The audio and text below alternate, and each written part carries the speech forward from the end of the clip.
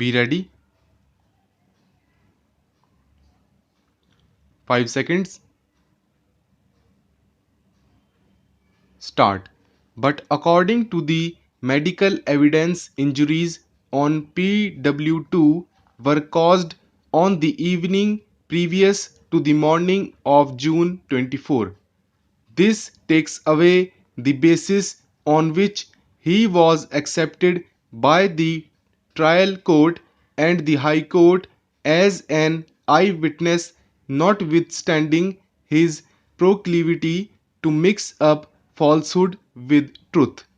A substantial part of the prosecution story has been disbelieved, and the conviction of the appellant rests solely on the testimony of PW2, who, as observed by the trial court, does not seem to have particular respect for truth and had mixed up falsehood with truth. His credibility as an eyewitness was only in that the trial court and the High Court assumed that he had received injuries in the same occurrence in which the deceased was killed. That assumption does not appear to be very sound and is not borne out by the evidences on record.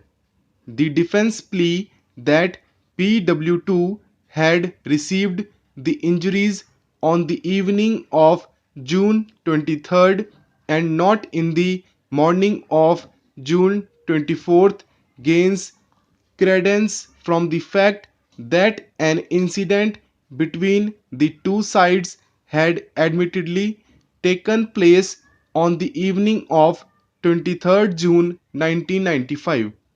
In the face of this admitted position and the medical evidence, it is difficult to accept that the injuries found on the person of PW2 were received by him in the morning of June 24th.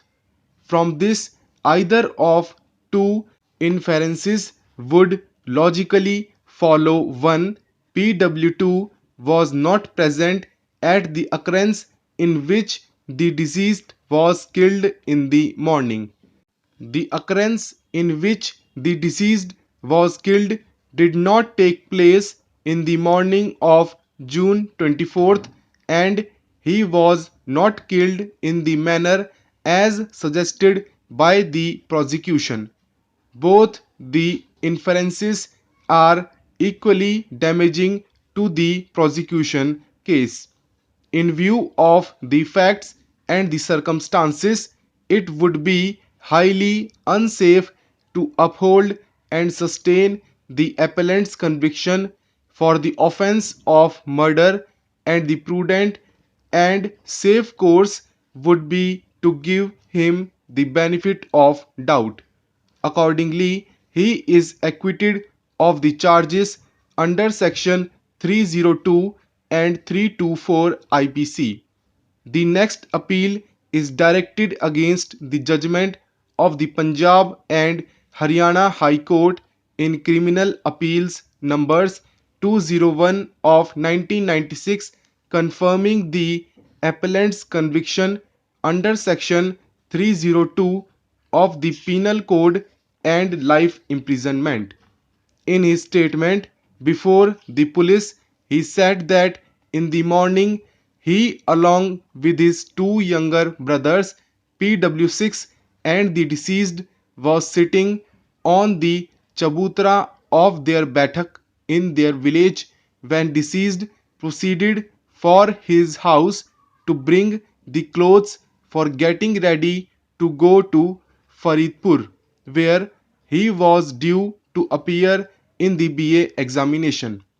As he reached the chopal where the lane turned, he was waylaid by the accused and his friend armed with knives.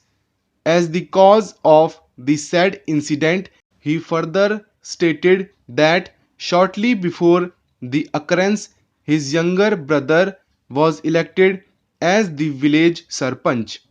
He did not pay any heed to the unreasonable demands of the accused, and this greatly annoyed them, as they thought of themselves as the Chaudhry of the village. This had led to an altercation and an exchange of hot words between the two sides on the previous evening, but the matter was then patched up by discussion. He finally stated that the accused in league with one another had killed his brother by giving him knife and lathi blows. After the occurrence, he brought his friend to the civil hospital, Kanpur, where he was declared brought dead. Dr. Kumar PW3, who was in the hospital on duty, sent information in that regard to the SHO police station, whereupon PW8 came to the hospital and took down the statement of the appellant. The FIR was delivered at the residence of the area magistrate on the same day. What is, however, of significance for our purpose is that the trial court disbelieved a substantial part of the prosecution story. The trial court did not accept the prosecution case that accused were present at the place of occurrence and accordingly directed their acquittal.